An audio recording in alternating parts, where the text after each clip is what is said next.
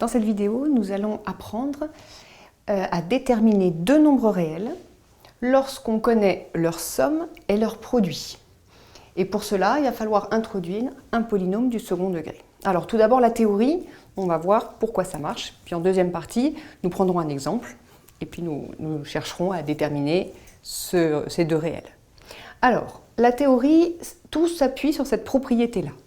Si deux nombres A et B ont pour somme, je l'appellerai S, et pour produit P, alors ils sont solutions de l'équation du second degré, x carré moins sx plus p est égal à 0.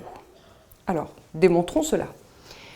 Donc je me donne A et B, deux nombres réels, qui vérifient la condition suivante, c'est ce qui est indiqué dans la propriété, leur somme A plus B est égale à S, et leur produit A fois B est égal à P. Donc les nombres S et P sont connus, A et B sont les inconnus que je cherche à déterminer.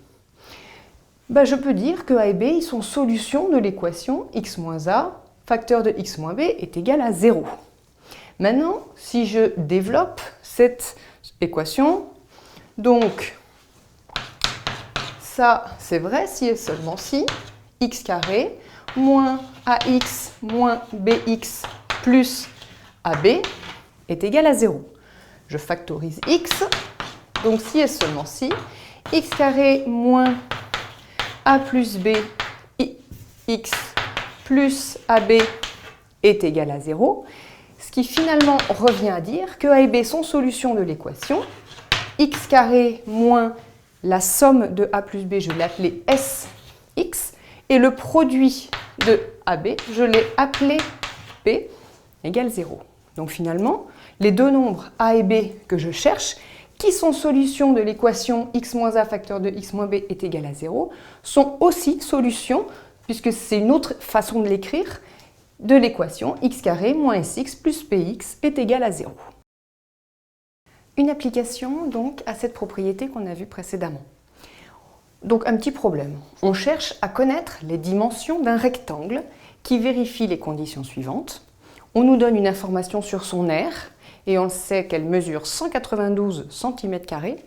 Et puis d'autre part, on nous donne son périmètre qui va mesurer 64 cm. Alors les inconnus sont donc grand L la longueur et petit l la largeur du rectangle. Et je cherche à déterminer donc cette longueur et cette largeur en sachant que grand L fois petit l, c'est-à-dire l'aire du rectangle, mesure 192 cm². Et j'ai la deuxième information, c'est que le périmètre, c'est-à-dire longueur plus largeur fois 2, est égal à 64. Autrement dit, je cherche à déterminer les deux nombres grand L et petit l tels que le produit est égal à 192 et la somme est égale à 32. Donc, comme précédemment, je vais faire le même raisonnement. Donc, grand L et petit l sont solutions du polynôme du second degré x moins l, x moins grand L est égal à 0.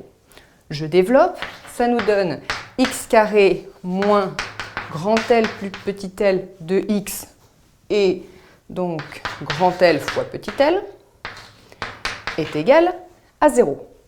Autrement dit, il va falloir résoudre l'équation du second degré. Je remplace par les nombres que j'ai. X carré moins 32x plus 192 est égal à 0. Donc je suis bien ramenée à résoudre cette équation du second degré pour trouver ma longueur et ma largeur du rectangle.